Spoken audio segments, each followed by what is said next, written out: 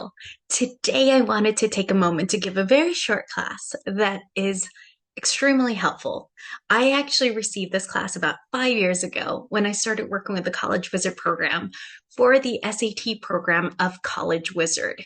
Now I'm an independent tutor, but I am affiliated to the College Wizard. I'm the only tutoring company in the world who's allowed to actually use this program.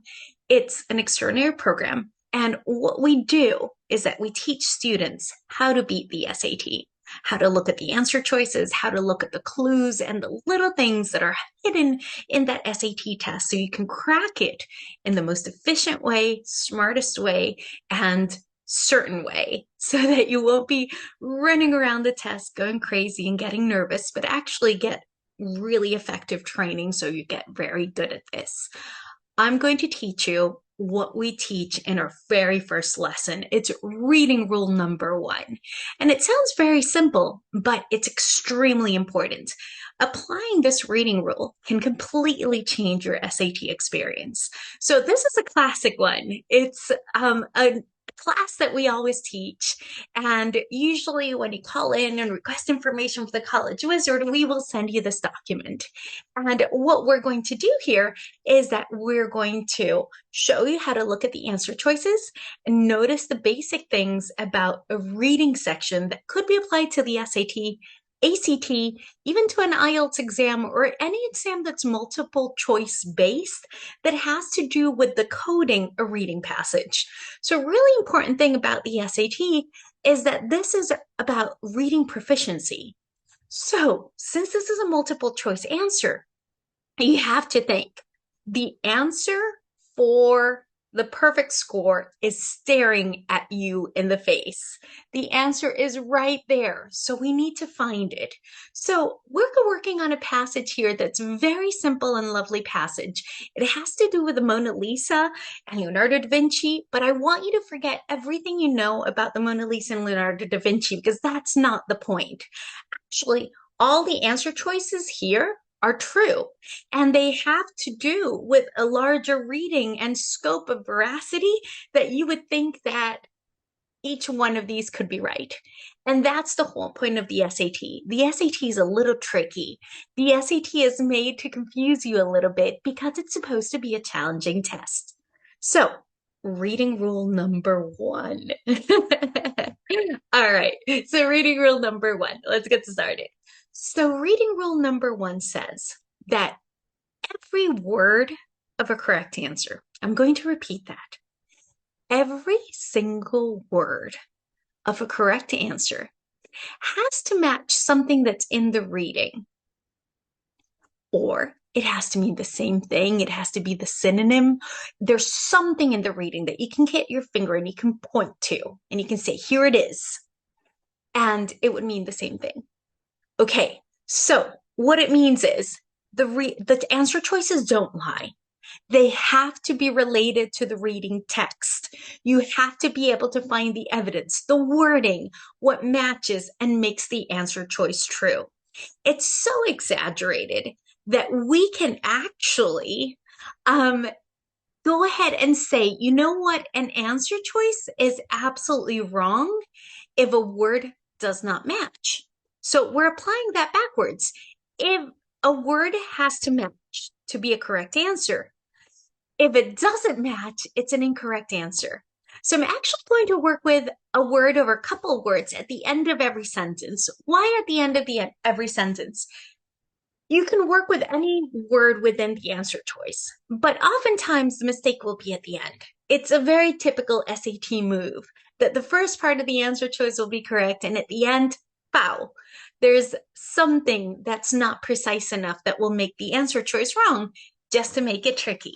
So if you don't know where to look, start at the end of the sentence. It's a good technique. But any one word that you notice that doesn't make sense with the text, you can make the whole thing wrong. So I'm starting with the words beauty. I'm starting with the words monetary value together, immortality, universal allure, and significance. So the question says that there's a contrast between the woman's something and something within the text. All right. So first of all, we don't want to go into that crazy analysis. It's very wordy. We don't even have to go into that much detail. If the word, for example, of answer choice A, beauty, has nothing to do with the reading. The reading is not about beauty. They're not mentioning beauty or a synonym about beauty. It has nothing to do with the reading. It can't be the right answer. Logical, right? So we're going to apply that. So let's do the exercise with the verb beauty. The reading says, historically, its subject was nobody special, probably the wife of a Florentine merchant named Giocondo. But her portrait set the standard for high Renaissance paintings in many important ways. It does not mention the word beauty. It does not mention a synonym of the word beauty. The reading has nothing to do with beauty.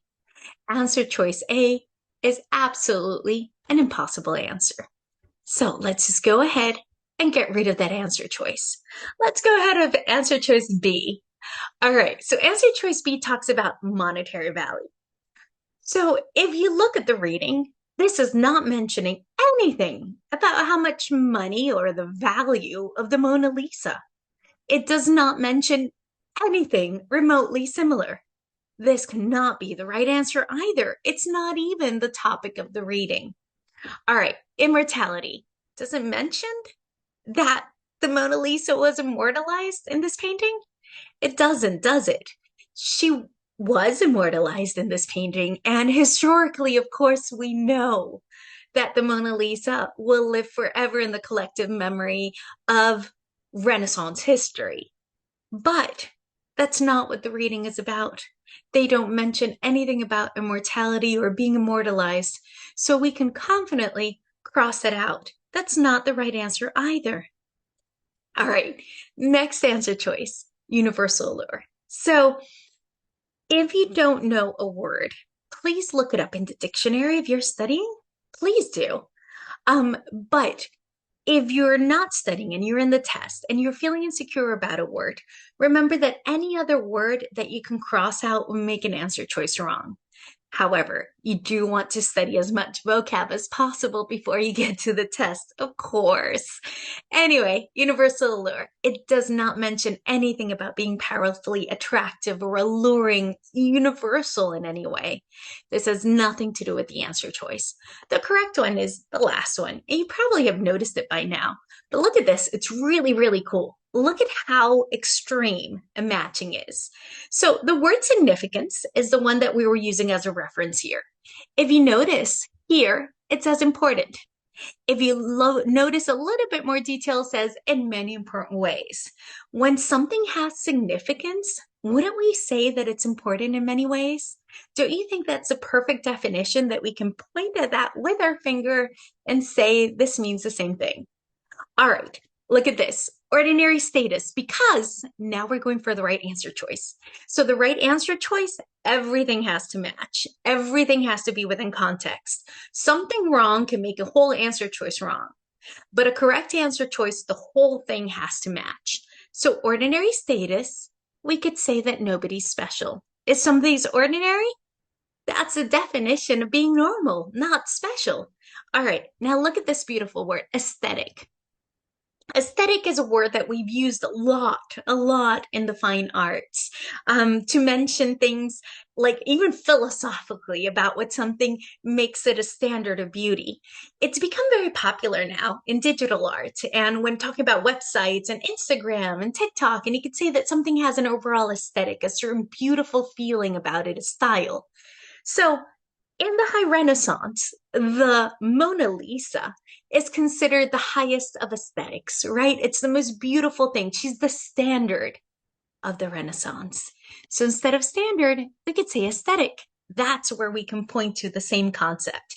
So if it is the right answer choice, we can go ahead and use the wording of the answer choice, and it should mean the same thing as reading. That's how powerful the reading rule is. Look at this. Historically, its subject was of ordinary status, probably the wife of a Florentine merchant named Giocondo, but her portrait set the aesthetic for high Renaissance paintings in a significant way. Isn't that amazing? All right, that's what the SAT is all about. Be careful, study, practice, learn the rules and the strategies that make this test wonderful. And you can subscribe and sign up to my channel if you want to keep on seeing more of these. And you, of course, I offer tutoring if you want to also sign up with me. But regardless of that, this rule can really change your approach to reading. So use it, take advantage of it. All right, that's it. That's what I wanted to share with you today. And on another occasion, I'll talk about a different rule, a different strategy, and I hope this will be helpful. All right, have a good one. Thank you for watching. Take care. Bye.